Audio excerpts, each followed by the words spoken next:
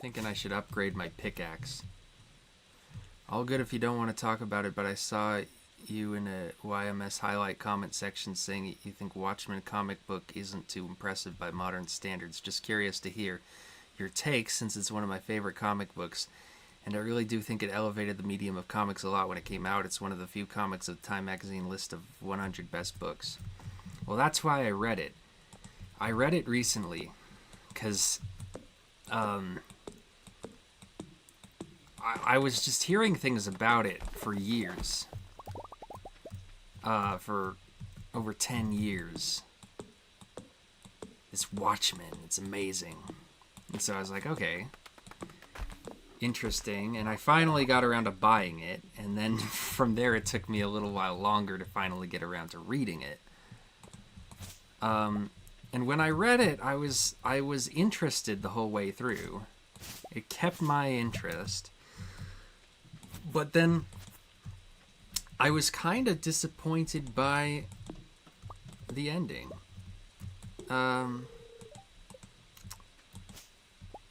Because it just kind of felt like it came out of nowhere. And the thing is, I had kind of been built up on the ending. I'd been hyped for this ending. Because what I knew about the ending, I was spoiled on this. I was spoiled on the fact that Ozymandias he puts the whole plan in motion and executes everything before the heroes even know what's going on. So that even when they find him and find out what he's doing, it's already done. They can't stop it, which I thought was a really cool way to end something. And so I was excited for this ending. And then when we get to the ending, it's this weird, like, so he genetically engineered some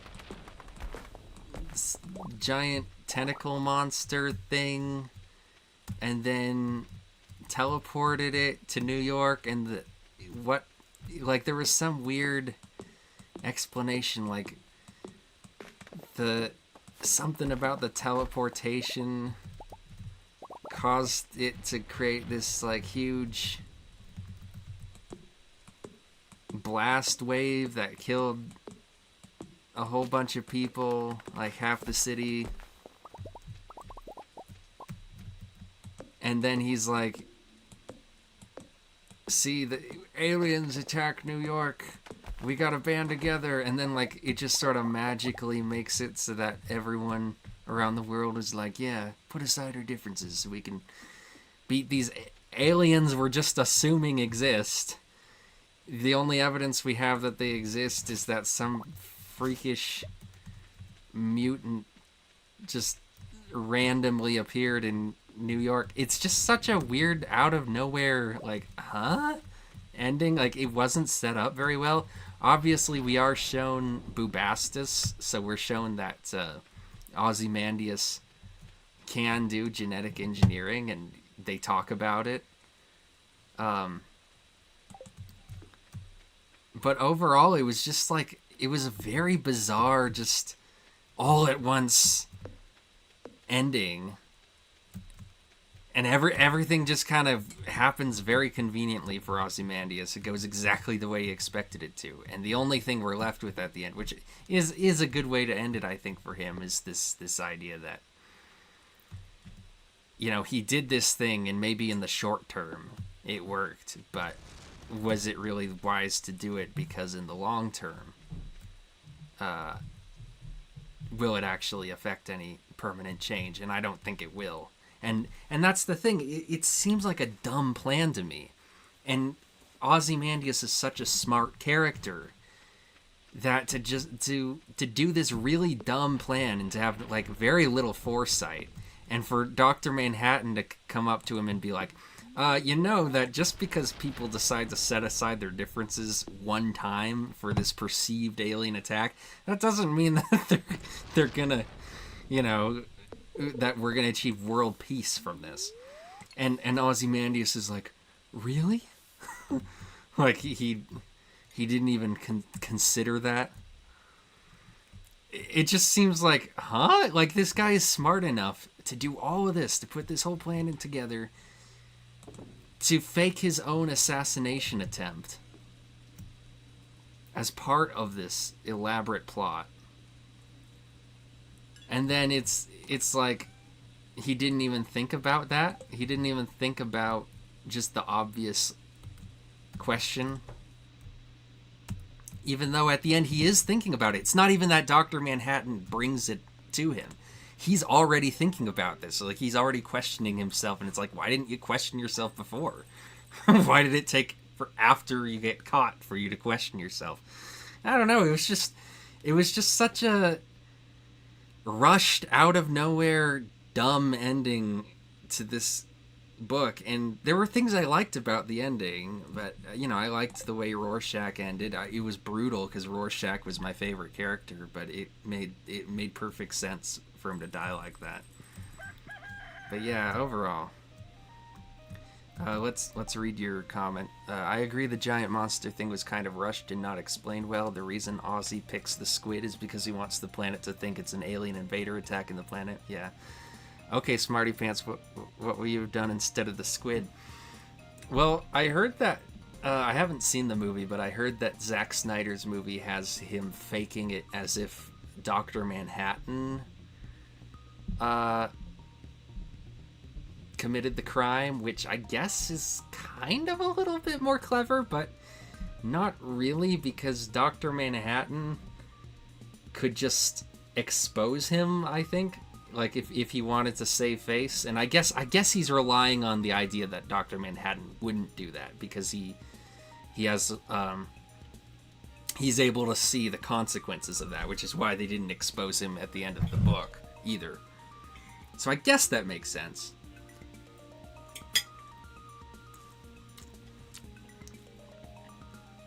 The movie ending makes even less sense. Yeah, how does it make less sense? Because I remember hearing people talk about it. You're saying the squid makes more sense because it's more plausible that they could defeat it instead of Dr. Manhattan.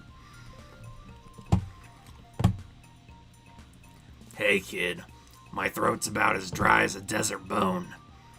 I'm real thirsty for a pale ale. You got one? Regular old beer won't do. I need a pale ale. Pam. Yeah, it's funny though, because just the pacing on Watchmen, it's so methodical and so, it takes its time developing its story. But then all of a sudden, the ending, everything just happens all at once, and you're like, whoa, hold on, what? Giant squid,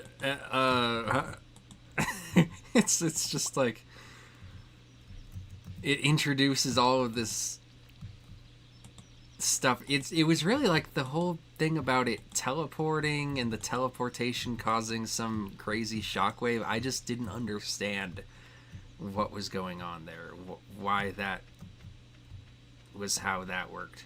Hey, the coop is ready. YouTube keeps censoring the word God, but yeah, I'm trying to say humanity knows they stand no chance against Dr. Manhattan versus the squid. Yeah.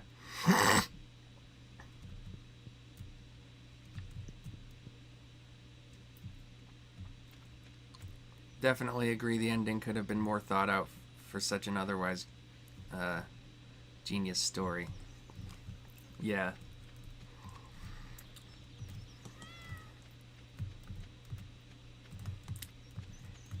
Yeah, Dr. Manhattan's an interesting character because of how paradoxical his experience of life is. Ooh, a starfruit. Heck yeah. That was what cost 300 G at the luau. 3,000 G, rather.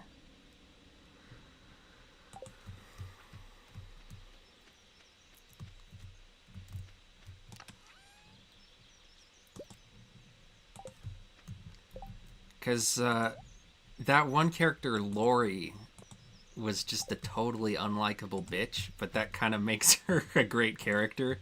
Because like, every time she was on the page, I was just like, ugh, this woman sucks.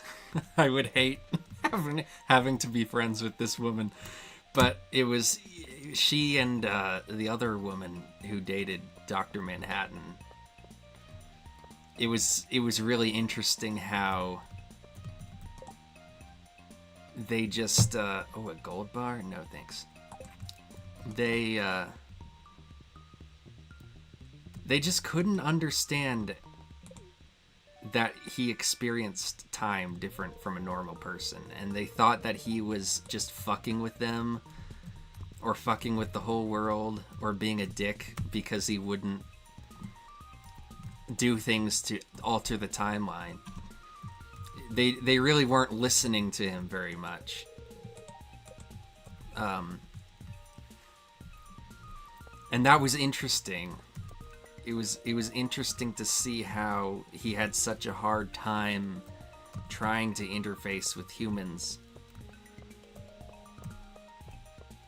after getting zapped.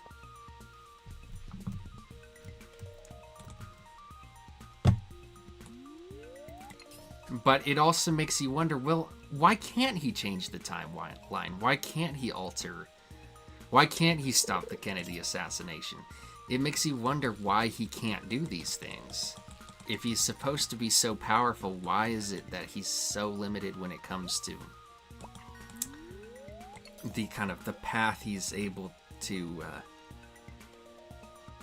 travel? And you know, it makes sense when you think fourth dimensionally about how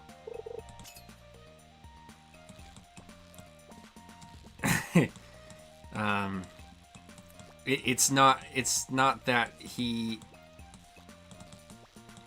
yeah, it's really hard to even explain it. Like, I understand the concept of it, but explaining how it works doesn't make any sense.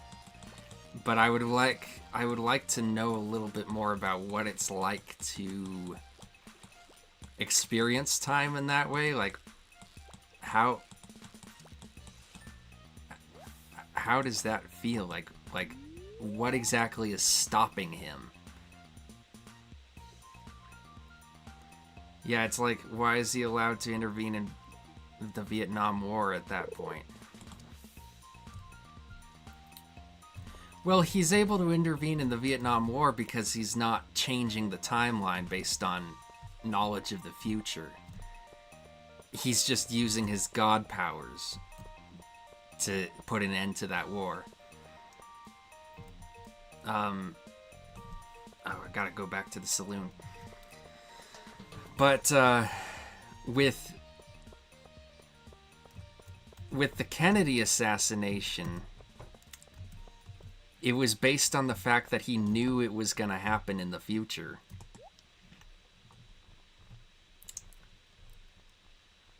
Huh, okay, I guess I can't buy a pale ale from the saloon. I have to make it at home.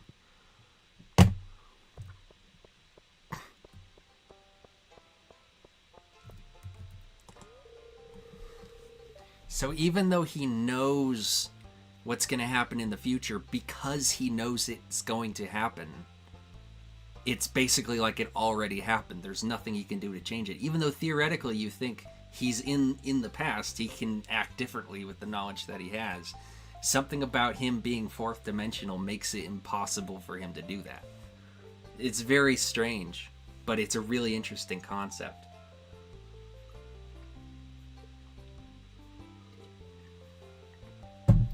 Do you ever get an urge to go exploring, Bim? Okay, pretend you just want a free vacation. Where'd you go? I'm gonna say the beach. Huh. I think that would get old fast. Yeah, she's more of a dark forest person. I don't have any rocks to give her. Yeah, he experiences all timelines at the same time, I guess. Yeah. It all happens at once for him, so he can't change it because... But then it makes you wonder, like, what kind of agency does he feel he has? Because he clearly has agency. It's just, yeah, it's very weird.